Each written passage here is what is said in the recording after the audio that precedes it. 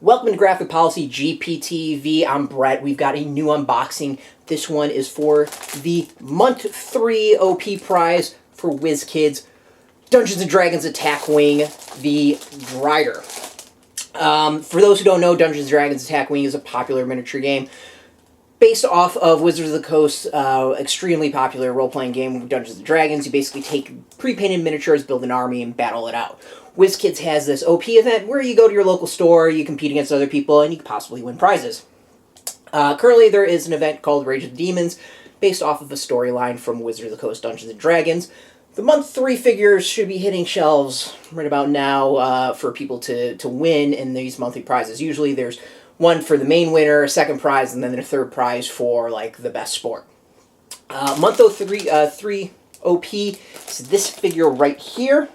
What we're going to do is we're going to open it up, show off the sculpt, talk about the cards that you get inside, and yeah, we'll see what it brings to the game itself. Now, I'm going to consult my Dungeons & Dragons Master Manual for what a Drider is. So Drider is when a drow shows great promise, Lolth summons it to the Demon Web Pips for a test of faith and strength. Those that pass the test rise higher in the Spider Queen's favor. Those that fail are transformed into Driders, a horde hybrid of a drow and a giant spider that serves as a living reminder of Lolth's power. Only drow can be turned into Driders. The power to create these creatures resides with Lolth alone.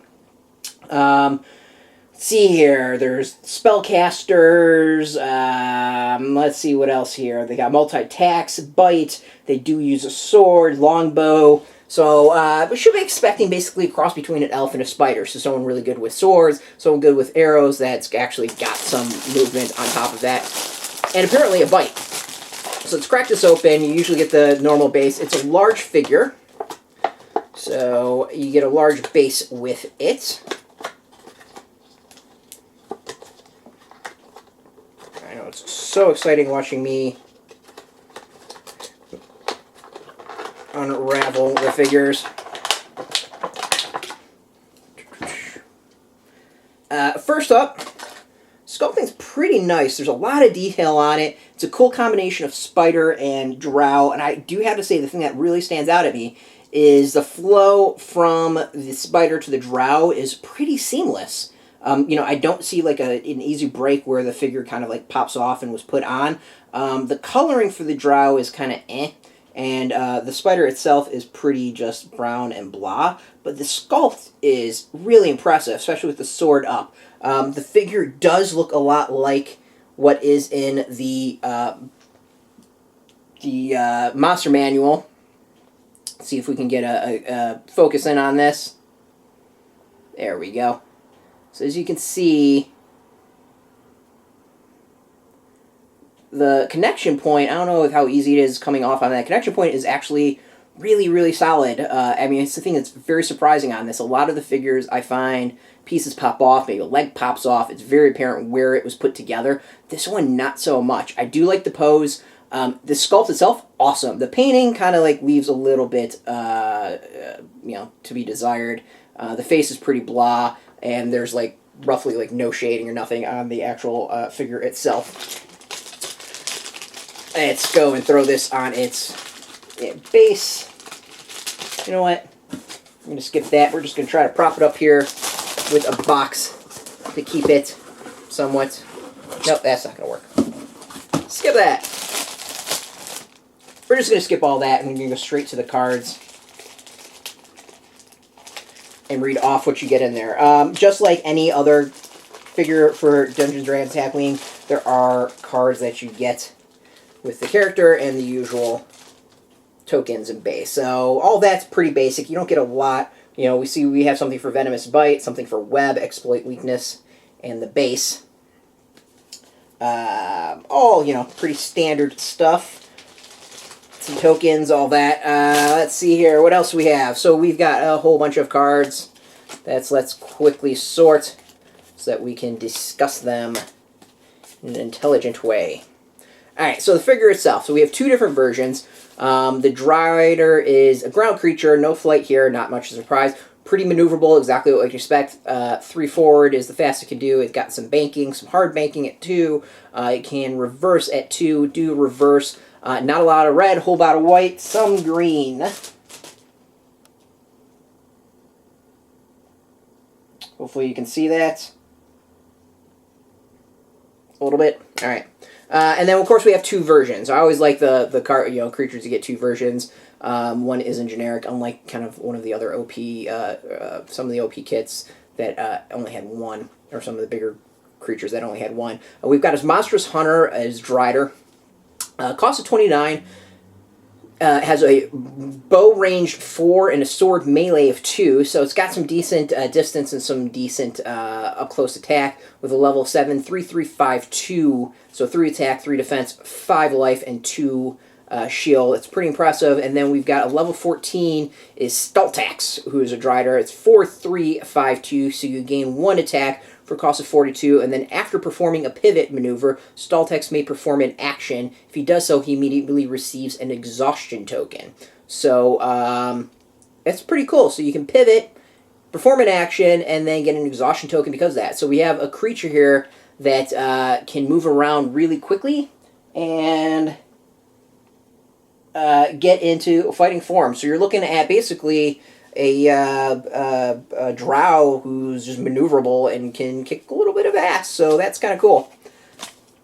Now, what type of things can you do with it? Well, of course, it makes complete sense. We have a poison bow at a cost of 4. The poison bow, you may disable this upgrade to roll +1 attack die when attacking with your primary weapon bow attack. This attack is now considered a poisonous attack, must be evil to equip. You cannot equip another bow upgrade. A harpy can use a monster upgrade slot to equip this bow. So we actually have a cool card that can be used for the harpy, for those that are running the harpy in their game, so you might want to get this just for that if you're using harpies. We have an Arcane Spell. This one is Web. Cost of 4, 3+ is the level. It's range. Disable this, place 2 timers on it, and spend your Concentrate token to place the Burst token anywhere within range 1 to 3 of your forward arc. The Burst token receives a continuous effect below. All flying creatures who are touching or within range 1 to 2 of the Burst token must immediately begin swooping. All creatures except for Driders and Spiders who are within range 1 to 2 of the Burst token cannot perform actions.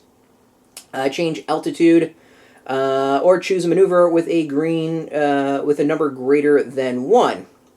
So basically, you're looking at a way to web folks up. They can't move. Kind of cool. If I'm saying it right, I think after performing a pivot maneuver, you may perform an action. If he does so, he immediately receives an exhaustion token. So you'd be able to pivot, do the action, and then spend your Concentrate token to do web. So you can get in some good maneuvering to stick some people down. It's interesting, it also says Driders and Spiders, so we're going to be getting some spiders down the road, apparently. We have 3 cards on top of that, 3 more cards. Let's go with the lowest to the highest. First, we have Venomous Bite with his melee attack, range 1, combat, cost of 2. It's use your primary weapon value to attack a creature at range 1 in your forward arc. This is considered a primary weapon melee attack, poisonous attack. If you inflict at least 1 damage against the creature, place 3 timers on this upgrade to force the creature to receive the continuous effect below.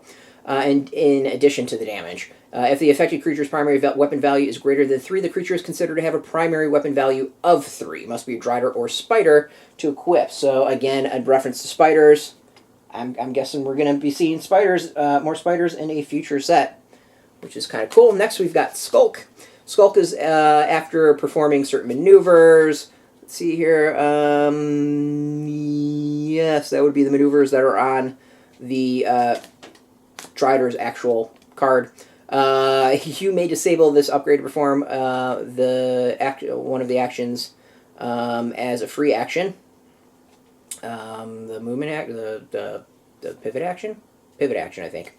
Whatever. I haven't honestly played in a while. There's like no events around me, and it is what it is. Having a small brain fart because of that. So that is that card. Kind of cool.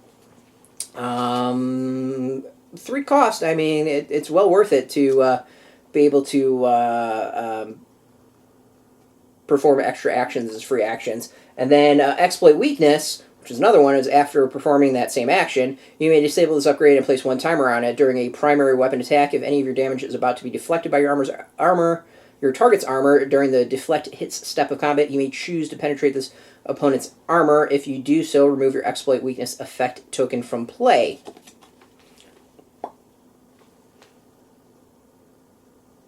So So kind of a cool one. I mean, basically you're getting a vibe of a creature that is moving, pivoting, maneuvering really quickly, and then quickly turning and attacking the other player. All makes sense. Basically what a spider does. Or what we think a spider does.